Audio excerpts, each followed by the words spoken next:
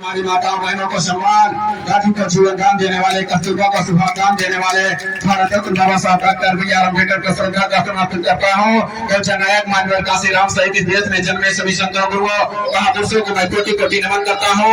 मेरे सम्मानित साथियों, आज मानवीय काशीराम साहब का इस पूरे नित्था में जनपद अमेठी में जो है बहुत ही बड़े पैमाने पर जो है कार्यक्रम आयोजन किया गया है। मैं आयोजक बड़े भाई गौतम जी को मैं बहुत बहुत धन्यवाद करता हूँ। हमारे बड़े भाई अशोक सावंत जी जो तन मन धन से हमेशा लगे रहते हैं, इन्हें भी हार्दिक स्वागत धन्यवाद करता हूँ। उन्हीं के सहयोगी सम्मानित साथियों संगीत के सिपाही हमारे बड़े भाई अनिल नादान जी जो बच्चों को ट्रेनिंग भी कराते हैं, मैं इनका तहे दिल से हार्दिक स्वागत अभिनंदन करता हूँ। बैजनाथ लोहा जी जो आपका जो है गाना तो बहुत अच्छा है, लेकिन आप समय का विशेष ध्यान दिया करिए क्योंकि बहुत सारे वक्ता है। जब 2 मिनट कहा गया है इसको आप गायक है, इसको बखूबी तरीके से आप जानते हैं कि संचालन समय का ध्यान कैसे दिया जाता है।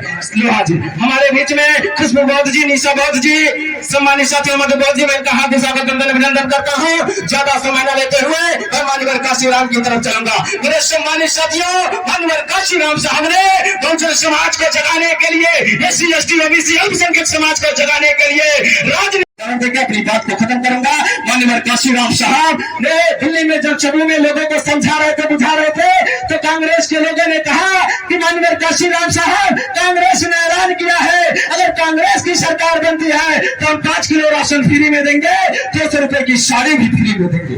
मेरे सम्मानित साथियों, जरा कल्पना कीजिए, माननीय काशीराम से पूछा गया कि जब बहुजन समाज पार्टी की सरकार बनेगी तो आप लोगों को क्या दोगे? माननीय काशीराम साहब ने कहा अगर उत्तर प्रदेश में बहुजन समाज पार्टी की सरकार बनती है तो हम अपने लोगों को 5 किलो राशन फ्री में नहीं देंगे, हम 5 किलो राशन फ्री में नहीं देंगे।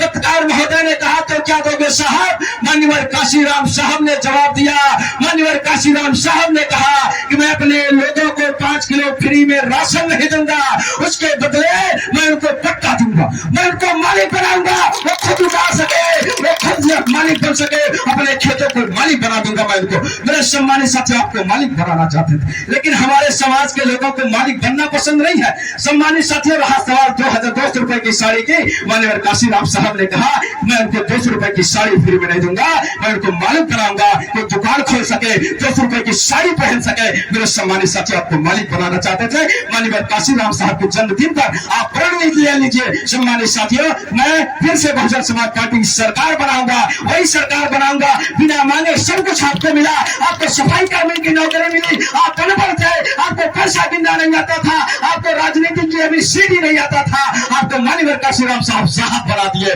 धन्य हो साहब। आज से मैं माननीय काशीराम को नमन करता हूँ। इन सारी बातों के साथ यहाँ पर उपस्थित सभी समूह को मैं हार्दिक स्वागत अभिनंदन करता हूँ। फिर से मैं बड़े भाई पुत्र साहब को मैं बहुत बहुत धन्यवाद करना चाहता हूँ। संचालन महोदय का हमारे बीच में बड़े भाई अशोक सावंत जी हैं जो तन मन से लगे रहते हैं। मैं सभी लोगों का हार्दिक स्वागत अभिनंदन करता हूँ। हमारे बीच में कमलेश गौर जी आए हैं, मैं उनका स्वागत करता हूँ। जय भीम, जय भारत, नमो बुद्धाय।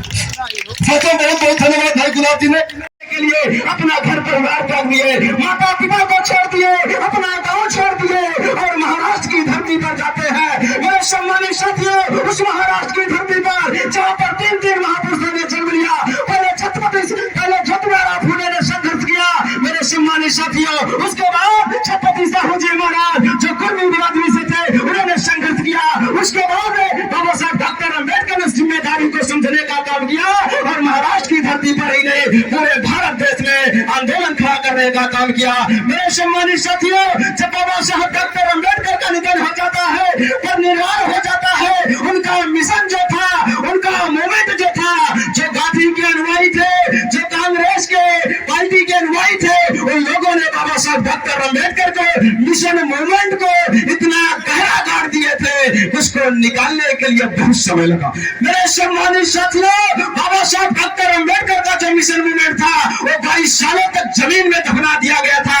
धन्य हो माननीय काशीराम साहब, जब महाराष्ट्र की धरती पर जाते हैं, लोगों से बातचीत करते हैं, बाबा साहब डॉक्टर अम्बेडकर के मिशन मूवमेंट को समझते हैं। मेरे सम्मानित साथियों, आप जरा कल्पना कीजिए, वहां पर एक कहावत चल रही थी, जब माननीय काशीराम साहब ने गए तो बाबा साहब डॉक्टर अम्बेडकर वहां पर गए थे, मेरे बहुजन समाज के लोगों, मेरे बहुजन समाज के लोग आप इस देश के शासक हो, लिख दो अपने दीवारों पर, लिख दो कि हम इस देश के हुक्मरान है। मेरे सम्मानित साथियों, जब माननीय काशीराम साहब महाराष्ट्र की धरती पर जाते हैं, महाराष्ट्र के लोगों में देखते हैं, उनके पास तो दीवार ही नहीं थी, उनके पास दीवार ही नहीं थी, उनके पास तो झोपड़ियां थी। लेकिन माननीय काशीराम ने सोचा कि बाबा साहब डॉक्टर अंबेडकर सच ही कहे थे, सच ही कहे थे।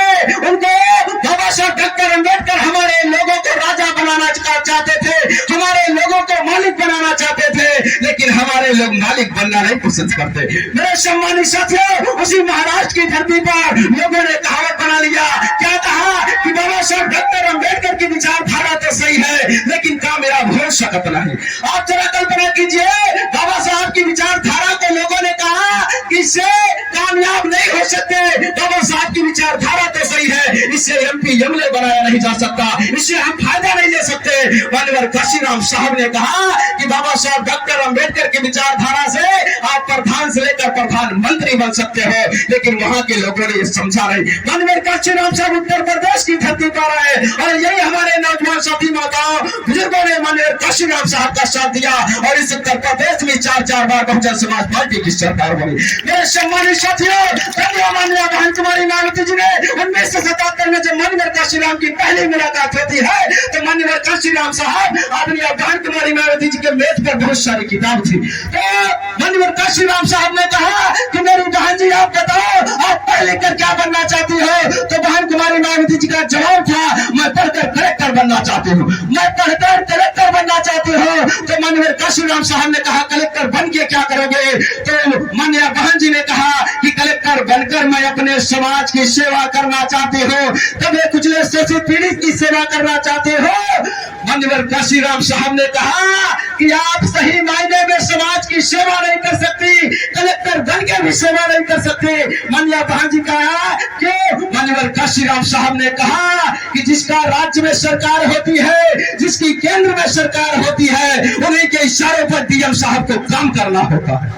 अब आप जरा कल्पना कीजिए, उन्हीं के इशारों पर डीएम साहब एसपी साहब को काम करना होता है। अब आप जरा कल्पना कीजिए, माननीय काशीराम साहब ने कहा कि बहन जी आपके अंदर वो खूबियां है, आपके अंदर वो लगन है, आपके अंदर वो मेहनत है, मैं आपको नेता बनाना चाहता हूँ, मैं आपको नेता बनाना चाहता